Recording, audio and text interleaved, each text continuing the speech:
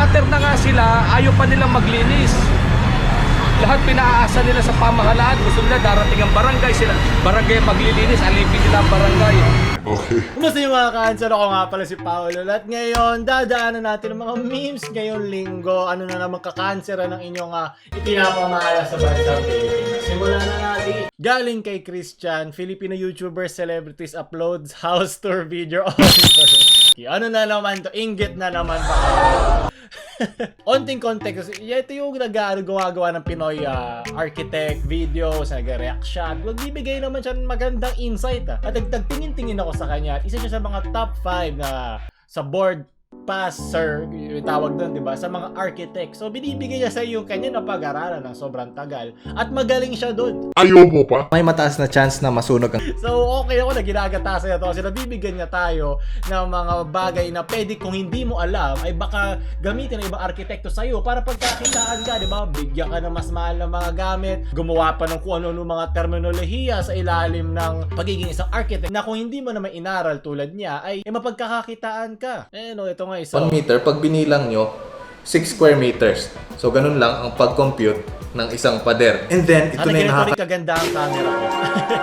Ang ganda ng bahay niya. Buti na lang kasi architect naman siya. Kaya, ang dami ng mga ganito. Siyempre, hindi ko napapanoorin lahat. 1 to 2 steps. Ang dami nagdadrama dito na boomer daw siya, yung kanyang mga joke. Ano nga yun? Kesa naman magsalita lang siya na, ito yung ginawa niya, nagpatigas siya ng semento, naghalo ng semento, gumawa ng mga 8x4, bla bla bla. Ano gusto mong gawin niya? Gumagawa lang naman siya ng para mapasabi, di ba? Tito Oliver, hinahamon kita, gawan mo ang reaction yung house tour ko. Pag yan, nagawa mo ng paraan. Kahit hindi ko naman to bahay. Brown house na bahay tour. Ito yung may kasalanan kanina. Mukha kasing ulo. Ito yung dinadasal ko rosario araw-araw para sa mga kasalanan ko.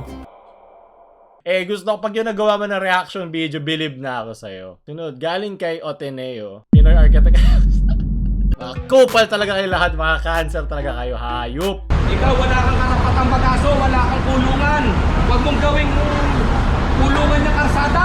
Balikan muna natin itong part na to kung saan kita natin yung kanyang beam reinforcement. So kung titignan natin yung buckles or yung beam reinforcement niya and yung beam stirrups niya is gumamit siya ng open loop stirrups. Itong kanyang beam reinforcing bars. Yung tawag dun sa bakal na nakapalibot dito is beam stirrup. Pero pag column naman ito, yung tawag dun sa bakal na nakapalibot dito, column tie. Filipino issue meme in the Philippines. Paulol, I can milk. O, gagatasin ko ya. Pero gawa na siya dati yung mga video niya noon na mas international. Hindi ganun kalakas, pero pumapatok pa din. Pero nakahanap siya ng magandang kung hindi ka lang maging masaya sa kapwa mo Pilipino. May mataas na chance na masunog ang... Yan ang gusto ko Pilipino makahatakan pababa. Sunod. So usually ang slab is dapat straight na ganyan. Pag hindi na compact maigi yung soil, lulubog na ganun ang slab. Ito, galing kay Skinny.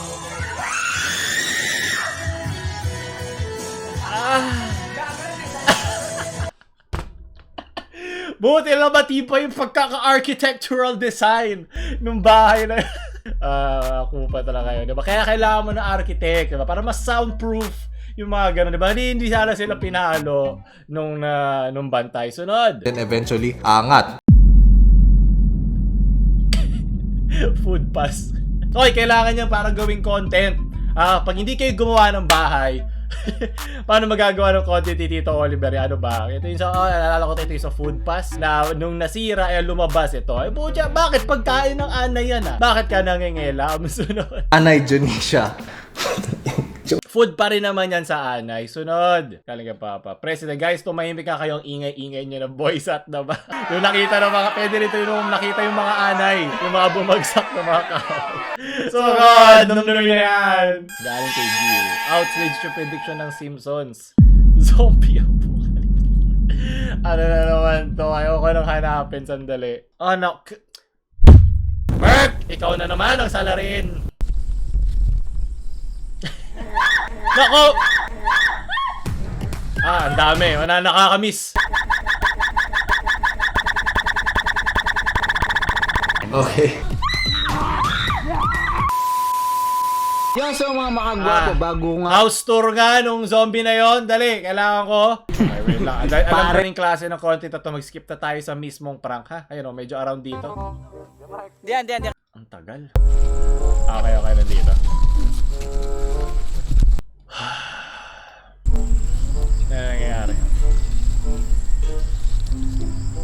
Pinoy zombie reacting sa utak zombie. Moments later. Ano niya nalaman na doon dapat siya pumunta sa lahat ng pwedeng puntahan? Ano sila, pumunta ka doon sa may bahay na yun, tingnan mo na dito si Tito Oliver. Like, paano niya pinapunta doon? Ba't siya pumunta sa lahat ng pwedeng puntahan doon? Tito Oliver, gusto ko ng reaction mo dito. Gaano katibay to para gawa ng content nila, Merc? So, ang point ko is huwag kayong mahihiya.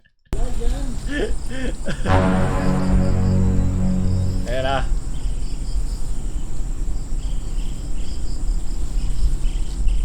Ilang beses ba dadaan yung ano natin? Tagal, grabe. Kaya pala naka-off yung like, dislike,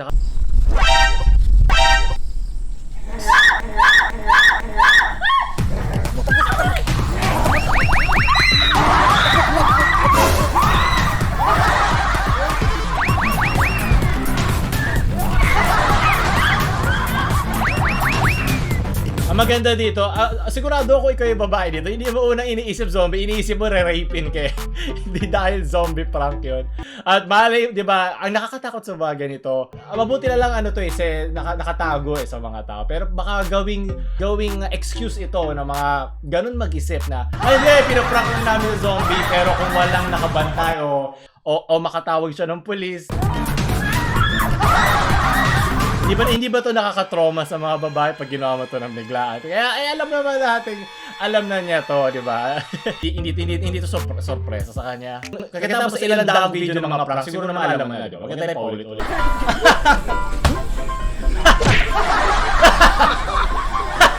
15 minutes dito pero dito lang nagsimula, no? Okay. Ano talaga, hindi na talaga ako ano sa'yo. Tingnan mo. Sus, di na talaga. Bigyan mo lang 2 video, mapaprank ka uli niyan, promise. Sunod, ayoko na. Lagyan mo na ako ng mga semento dito, Tito Oliver. Ayoko na makita. Sunod, pinayakyat. 1 to 9 feet ang height niyan, kaya medyo challenging yan pag inakyat. Mahirapan tayo. Since open area siya, nakita nyo naman from the first part of the video is... Kailangan isa kang dekalidad na akyat bahay. Nakita ka agad yan. Kailangan mo sumingot na onting dagdag para kaya mo akyat bahay, magkakaroon ka muna ng feasibility study o titignan mo muna kung okay, kung pwede bang nakawan, kung possible kailangan mo bang ng thesis nakawan yung bahay Pag na nasa yun. above na siya ng pay grade, so na pwede mo is nakawan magpapanggap. sa below minimum ng salary wage ng normal na Pilipino. Tama ka naman ay. In reality, matutuwa kami. It's the thing called lockpicking. Lockpicking is the process of unlocking a lock without using the original key. So, originated ito from way back before. Isa sa mga pinaka famous na lockpicker is King Louis XVI. Sabi mo, hari, isang magaling na lockpicker po. Maraming salamat na kapwa akyat bahay. Ako isang hamak na zombie lamang. Sunod, galing kay Jackfruit. Parang Neneng B ang kanya. Hindi ka kasi nagpakonsulta muna kay Tito Oliver eh. Ayan. Mali yung placement mo from the angle of the sunlight para kalat yung segmented framework na iyong mga bintana. Tama nga naman. Pinag-aralan ko to. Naging architect ako mga 5 seconds kanina. Galing kay Boyong Phil. Gano'ng karami ang nanakaw ng PhilHealth ng mga mafia doon, gano'n din karaming kailangan mo para makagawa ng mga bahay. Diba? Sa panahon ngayon, sa sobrang hirap makagawa ng gano'n, mas mura ang mga bahay sa malalayo. Iba-iba naman ang mga rate ng lupa, kada lugar. Kaya mamimigay ang PhilHealth po. Gusto ko ng squatter reacts to PhilHealth. 10 billion crime. Sunod, bumili na rin kayo ng ating merch para makagawa na rin ako ng totoong sarili kong bahay na pwedeng reactan ni Tito Oliver. So, galing kay Rikuko, Filipino Swen. Ay, at least hindi foreigner si Tito Oliver, di ba? Pinoy architect. Hashtag Pinoy Pride. Easy views, di ba? Pinakamadaling pagkagatasan ng mga Pilipino ng mga foreigner. Okay lang yan. Mahal na mahal ko rin ng mga foreigner. Okay, tama na. From Earl ko, no? Sandali ko. Transgender. O nga pala, transgender. Alam mo, ayoko na kasi hindi ko rin alam kung sino din transgender sa hindi. Ano ngayon kung transgender sila? Tinigasan ka pa rin naman, di ba? Choosy ka pa? LGBTQ reacts to QRSTUV. Ayun na. Galing kay Kuro Sensei.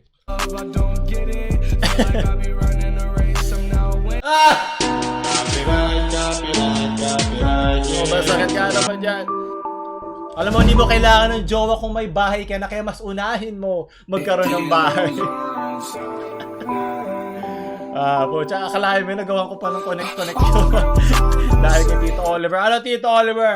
Kaya Tito Oliver, inahamon kita mag-react ka sa aking house tour. Kaya lalagay ko dito sa ibabaw. Pag ito nagawa mo pag nagawa mo yun ng reaction video, believe na talaga ako. Believe na ako sa iyo ngayon para dali sa magaling na architect. Paano pa kayo? So, kung gustuhan niyo yun, wala mo kayo like, share sa mga dapat architect nyo ng friends pero natigil dahil sa pandemya at huwag nyo kalimutan mag-subscribe.